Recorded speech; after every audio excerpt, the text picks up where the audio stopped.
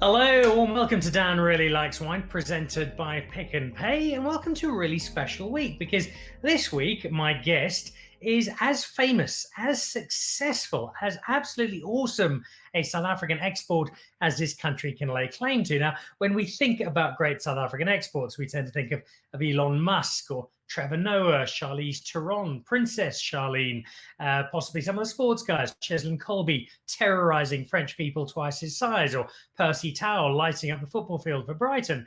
But our guest today has got a skill set that is far more valuable than singing or kicking a football or dancing down a rugby pitch.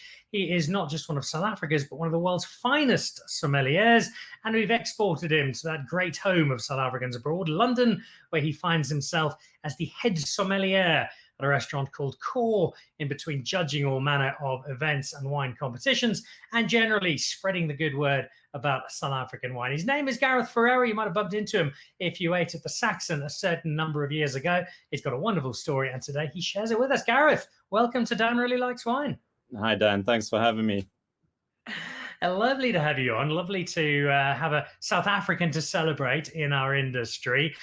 Before we find out how you got into this industry and you take us through your journey, give us an update on the world of wine and food and restaurants at large in London at the moment. Yeah, I think, we're going through similar situation as what's happening in South Africa at the moment. It's a bit doom and gloom. We've gone back into full national lockdown, which means, tight restrictions on restaurants. We're not allowed to be open at the moment. We're allowed to do takeout options. Thankfully, we are allowed to sell and buy wine, which is definitely, keeping us going. But so we're probably looking at anywhere around beginning to mid-March before we are really allowed to allow guests back in the restaurant. So, we're keeping busy. We've got, projects that are keeping us busy. We've got more time on our hands than we've ever had before. So, we're ticking off a few things as we go along. Well, that restaurant is Core by Clare Smyth, Michelin-starred home of fabulous food, but generally known around the world for its excellent wine list and attendant sommelier. We'll get to the restaurant at the end of a journey that started where, Gareth? How did you stumble into the world of wine? Well, it was actually by chance. I didn't grow up in a wine drinking family or, wine making family. I grew up on the West Rand of Johannesburg, playing a lot of sport. I was very active, and after school, like a lot of people, just didn't know what I wanted to do. So I fell into tourism and studied a little tourism degree, which, it took me on a journey around the world, working in some great restaurants and hotels. And, somewhere along that line, I came across sommeliers in these restaurants, and I took an interest in what they were doing, an interest in, how knowledgeable they were about the world of wine. Thought that, their job looked pretty good, pouring wine at a table in a fancy suit and, getting to share their stories. So that's how it really started. I kind of fell into it, but I probably, I owe a lot to the Saxon, number one, for allowing me to really solely focus on wine rather than, kind of looking after food and beverage restaurants. And I think, if you really want to be serious about the role of a sommelier, it needs a lot of focus and attention. So, they gave me the opportunity to really take the wine program and I guess evolve it, which it was already fairly evolved when I got there. And then kind of I continued from there and just thought I'd like to get exposed to other countries and how other restaurants and hotels do things, and landed up in the UK 6 years ago, and this is a really exciting place to work with wine. I joke a lot and I say I see more of the South African winemakers in London than I did when I was back in Johannesburg. So I keep touch with everyone. We have a clientele base all over London that loves South African wine and is very interested in it. I think people are getting more knowledgeable about it, which makes it easier to sell. So yeah, it's just an exciting city to work in the world of wine, to be fair. Tell us a little more about your time at the Saxon, and in particular, tell me about the night when you were working at the Saxon and somebody came around for dinner and you very excitedly told him that David Higgs was going to be joining as the new chef. Yeah, that was. I guess you've spoken to David about this story already. So, I was. I was obviously a little young, wet behind the ears, not very experienced, and I was excited to hear about this famous chef David Higgs. And funny enough, went to a table, and I had a guest asking me a few questions about the restaurant, and I excitedly told him that we get in a new chef, David Higgs, this famous chef, and he told me, that's correct. I've heard about him. It's me. So that was my first introduction to David. But it was one of the more embarrassing stories that I have in restaurants. But, we got along after that. So it was all right. Well, he speaks both highly and fondly of you, so it's clearly a relationship that kicked in well.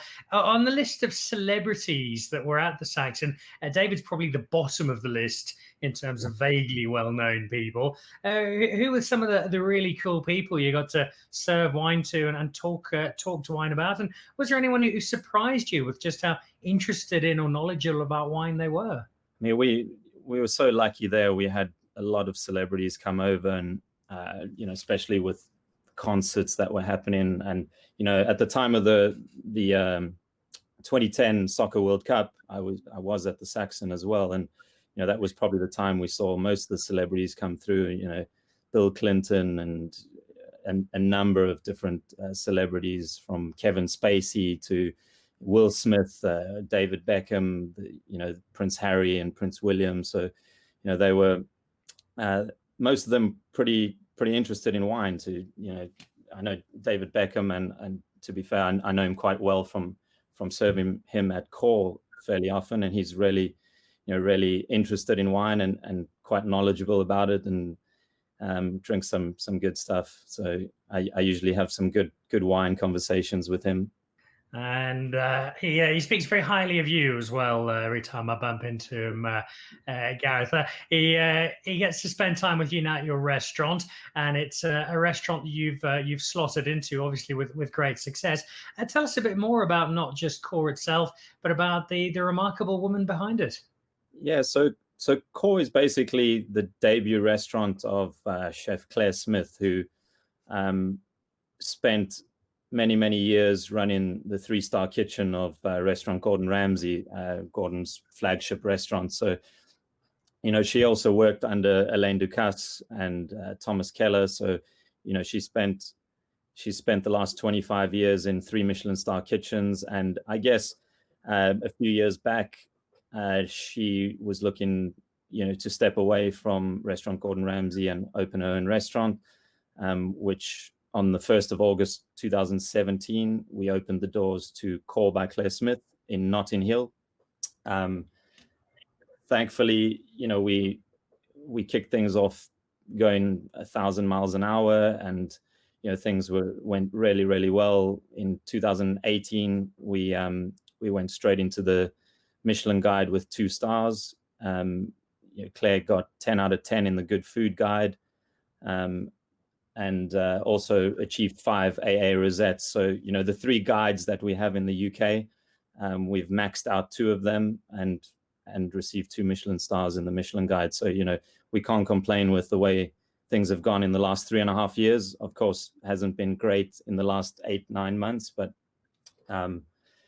thankfully we've built a solid business, solid restaurant. So, we'll come through this stronger than ever, I'm sure.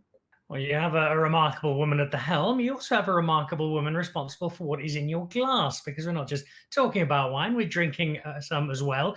And I gave you the choice to choose absolutely anything to have a glass of.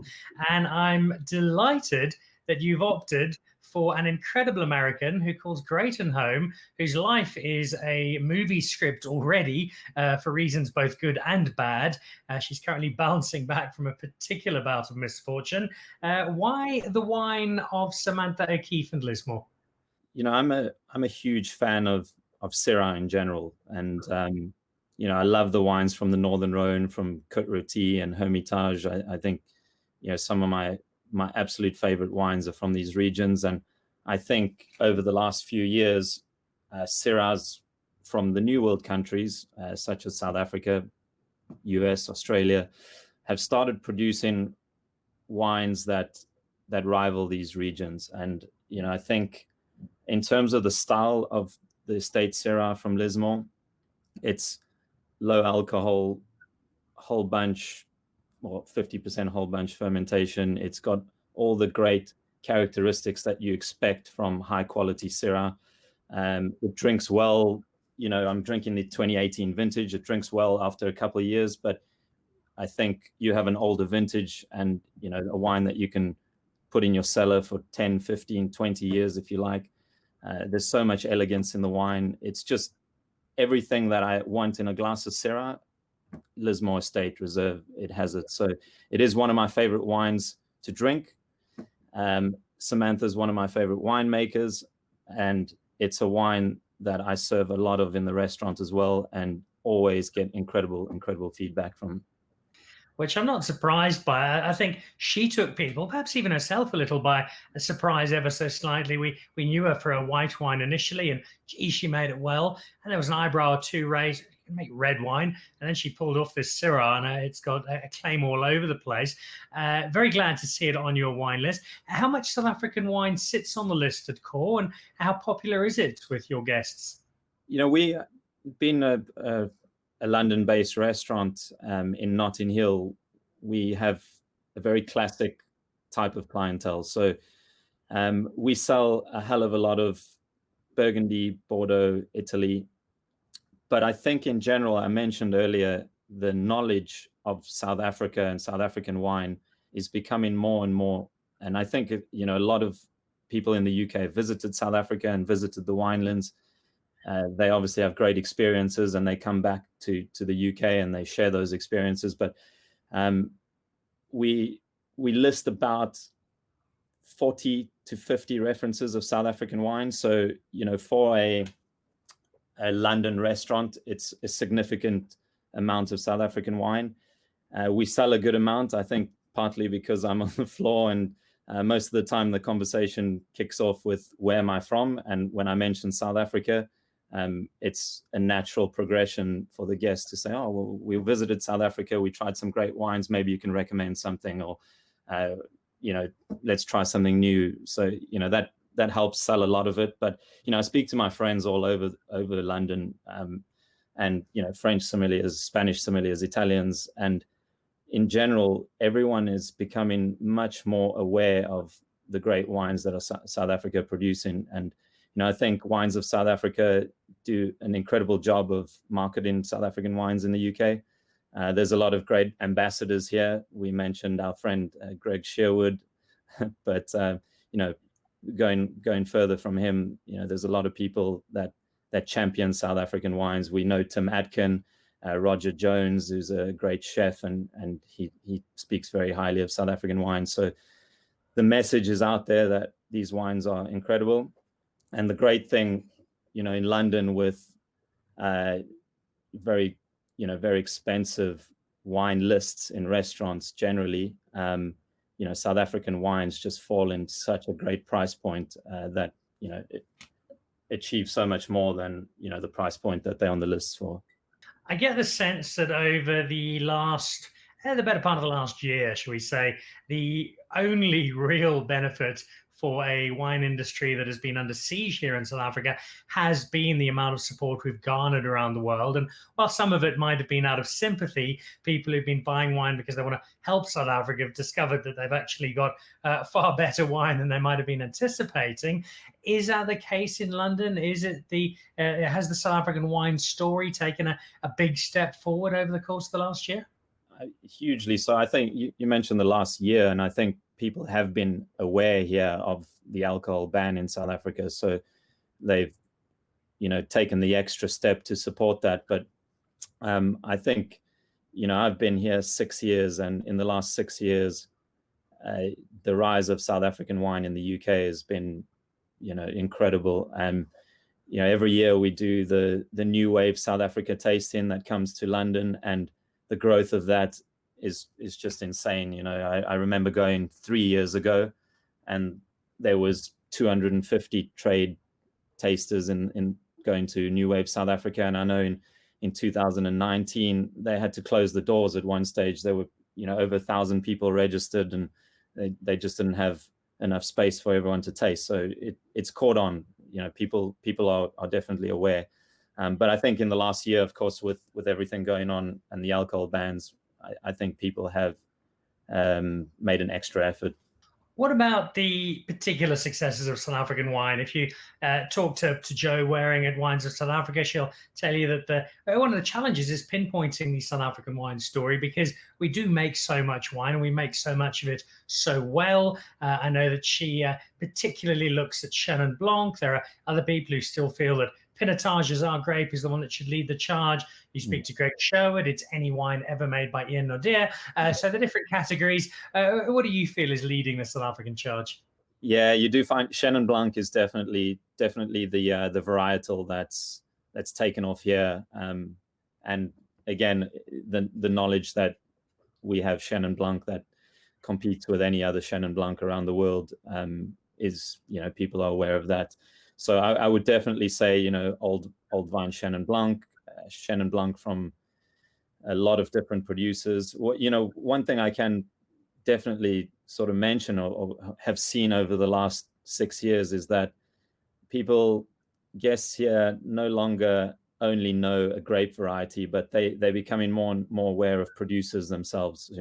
I might mention, I've got this amazing Chenin Blanc from Ibn Sadi, or it can be anyone, but guests are aware of these names now. They used to kind of think, South Africa had great wines, but they know producers now. There's definitely a knowledge on the best makers. Syrah, I always love the Syrahs. I mentioned it's one of my favorite grapes. I think it's the red grape that I believe South Africa's making possibly the best quality or best examples of. And I might be saying that because I do love the grape variety so much, but I think for sure, absolutely, Chenin Blanc is leading the way. The Syrah is giving it stiff competition, though. Tell us a little about this one now. You've had a chance to open it up. Mine is a 2011, as you said, is a bit older than your 18, and it is opening up marvelously over the last little while. Talk us through what's in your glass and what's really standing out. Being 2018, I decanted this sort of an hour and a half ago, which I definitely think helps with the wine. I mentioned before, just your classic sort of Syrah characteristics. I love the color in the wine. It's got that sort of just purple tinge to it, but it doesn't have too much extraction, which I really, really enjoy. You smell the wine and it's got all those lovely Syrah characteristics, that spiciness, a little bit of black pepper. You've definitely got that sort of smoky bacon, and the characteristic I most enjoy about Syrah is almost that like olive tapenade characteristic to the wine. Just a lovely balance to the wine. There's definitely, the balance between alcohol, acidity, tannin, everything is just completely in line. 2018, I know there was a lot of struggles with drought in 2018, but I know Samantha does dry farm her vineyards, and I think it's one of her best examples of estate Syrah, the 2018. Unfortunately, 2019, I'm not sure what's going to be happening with that. So if you got 2018s, savor them for a while, and get them while you can, I guess. It's a wine in perfect concert, and a conductor you'll struggle to find better than Samantha. You've given us an indication in a very short period of time just why you are such a fine sommelier. I'm not the only one who thinks so, of course. There are plenty of people. Talk us through this list of accolades that gives you this glittering CV of yours in the wine world. I think, again, I think I was very fortunate. I was around good people. I surrounded myself with professionals that sort of guided me in the right direction. So, you know, starting from my days back in South Africa at the Saxon with, you know, with Chef David Higgs, you know, I had initially got into the wine industry when, you know, guys like Francis Kroner was still working in the hotels, and, you know, he was so passionate about wine, and he sort of ignited that passion in me. And I guess I've always, you know, going back to my younger days, I've always had a competitive streak. So, you know, when I wanted to do something, I always wanted to be the best at it. I wanted to, you know, try and challenge myself. And in the profession of sommelier, you know, that comes down to, you know, various competitions, exams, and so on. So I started getting myself involved in that, a way to improve your skills, to try and, you know, execute your skills under a lot of pressure, which, you know, is probably the hardest thing to do. And fortunately, you know, I managed to do quite well in various competitions throughout the world. And yeah, just thankful that I got the opportunities, really.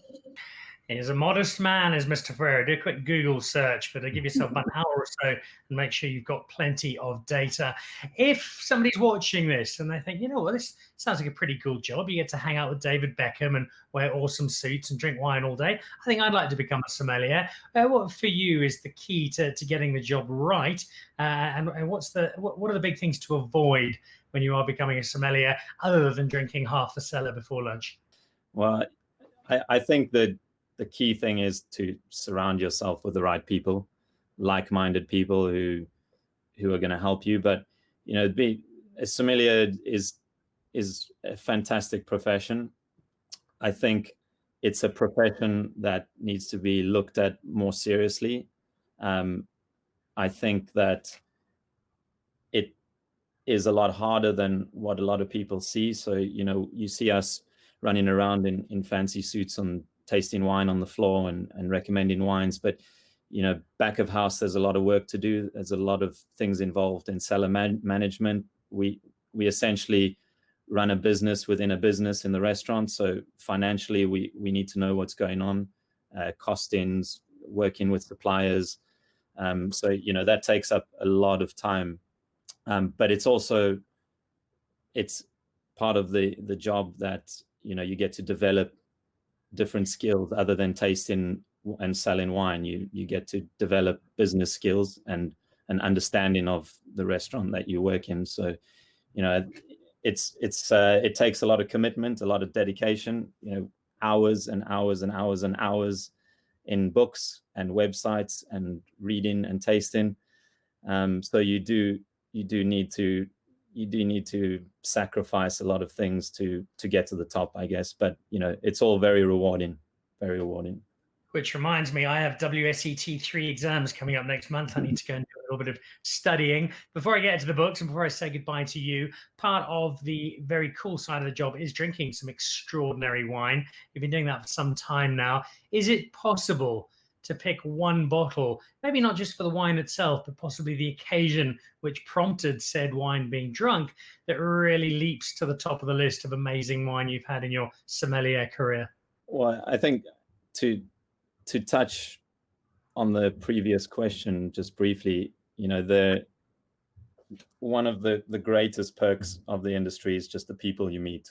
And I think in general, the people that work in the wine industry are just amazing people that are dedicated to this incredible craft.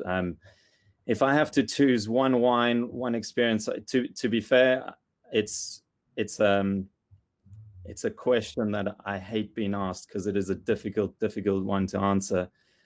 But there is an occasion that does stand out for me, and it was 2011 on a trip to Burgundy with someone who I think many people know very well, Mr. Derek Kilpin, and Wayne Fisser as well from Great Domains. And we're fortunate enough to visit the cellars of Domaine de la Romney-Conti and meet Aubert de Villaine, who the Grand Monsieur, as the French call him. But, you know, spending time with him in the cellars of Domaine de la Romney-Conti, opening some of the best wines in the world, that was something that I will never forget. And what makes it even more special is obviously the people that we were with. But the wines were not bad as well.